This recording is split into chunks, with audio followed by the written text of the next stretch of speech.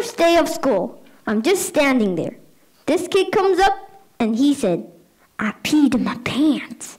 And I'm like, that ain't gonna get you girls, bro. Your game is weak. If I were you, I'd go lay on that beanbag chair back there. It's absorbent. It'll absorb it all. Just 5 minutes in the front, rotate 5 minutes on the back. You're probably good. Seriously, when you're working with kindergarteners, all you're doing is domesticating wild animals. That is all you're doing. That's it. Some of you parents know you have a kid that should have been going to school at 6 years old. They weren't housebroken yet. You know that. You know which one you are. You'd send your kids to school with an extra set of clothes. That's rude. Don't do that. That's rude because that's a mindset. You look at your kids and you're like, there's no way this kid goes 6 hours with the same pants. That is not going to happen.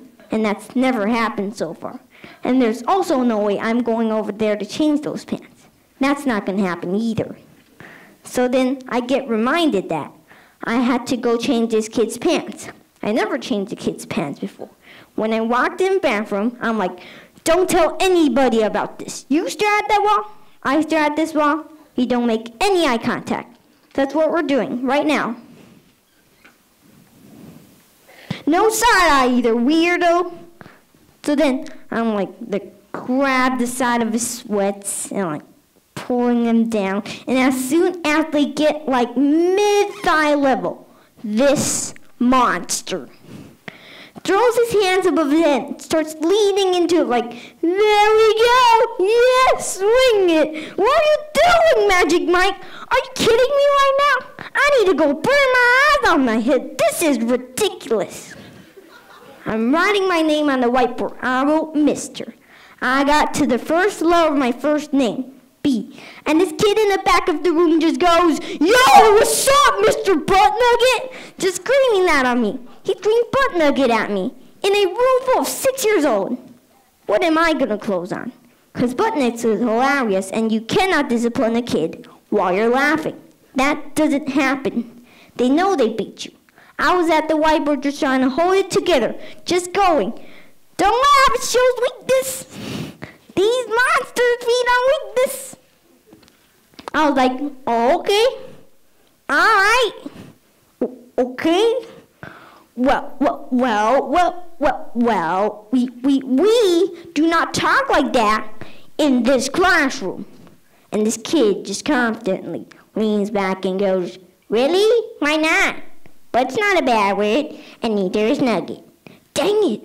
How are you now going to throw a logical argument back at me? Ridiculous. One day this kid goes, yo, Mr. B, why are you so sweaty right now? Thank you. Appreciate that one. Thanks. Yeah. Good question. I'm having what's called an anxiety attack right now. That's what's happening right now. Yeah. Then it dawned on me that students who challenge their teachers all the time need their teachers the most. That's when I decided to quit teaching, because this is the hardest job you'll ever love. Thank you. Asian parents.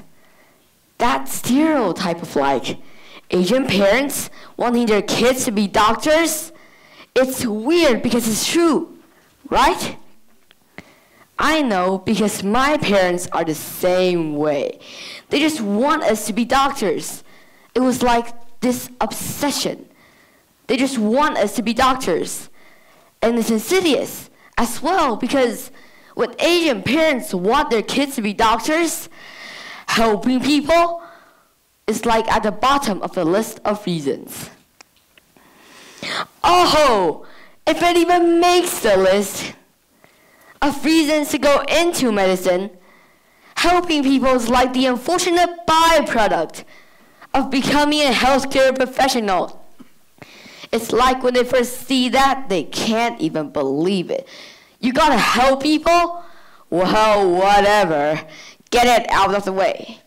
But don't let it get into the way of what this is really about. It's about the money and the prestige, right? And it's also weird because Asian parents are always the last group of people you can ever convince to see a doctor. they will never see a doctor. They spend their whole lives obsessing over it. Nothing can make my mom see a doctor. There is nothing. My mom could have an arrow going right through her, and she's trying to pull it out. And you're like, yo, Mom, go, let's go see a doctor. And my mom will be like, no, they just want to take people's money. And you're like, then why do you want your kids to be doctors so badly? Because I want my kids to take other people's money. Obviously, the fact that you don't understand is the reason why you never became a doctor. Chinese people love money so much. We have a god of money, 财神爷. We pray him for more money. Every day we go, hey, god of money, give us more money. Even during Chinese New Year, the biggest holiday for Chinese people. When we see each other during Chinese New Year, the way we greet each other is we say, 恭喜发财. I'm sure you heard that before, right? 恭喜发财, 恭喜发财.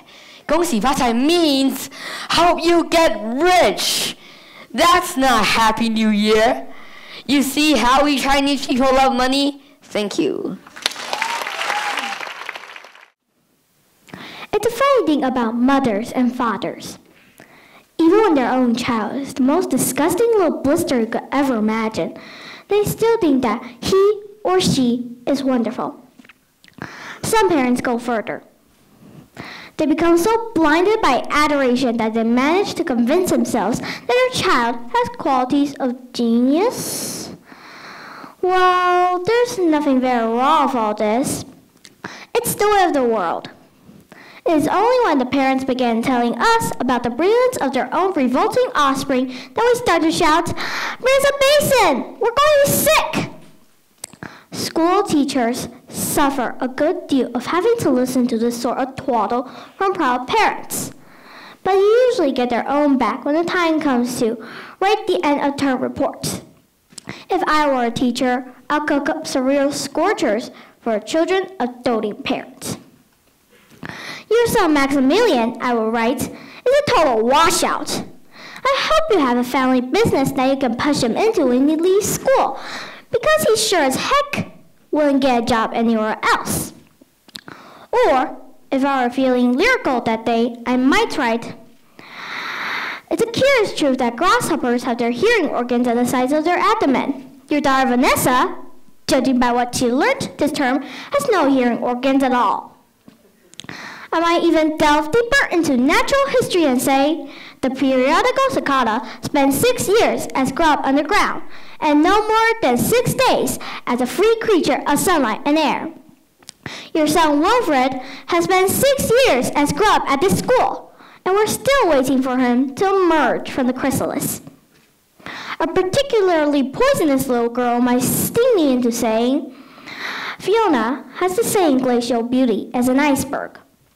But unlike the iceberg, she has absolutely nothing below the surface. I think I might enjoy writing the end of term reports. Thank you. One day, my teacher English, told me that astronauts are very brave people. That night, I went home and I dreamt that I was an astronaut. I put on my spacesuit and entered into my rocket ship. 3, 2, 1, blast off! I was flying through the air so fast, I had a very big smile on my face. I went to the moon, where I walked around a little. Then I flew to Mars, our closest neighbor. There wasn't a lot to do on Mars, to be honest. My next stop was Jupiter. It was too windy there, so I went to Uranus, but it was way too cold there. I decided to go to some blue and green planet next. When I landed, there was this funny-looking thing looking at me. I went over to investigate. Is it an alien? I was very scared. Oh, wait, it was a puppy. I landed back on Earth. Thank you.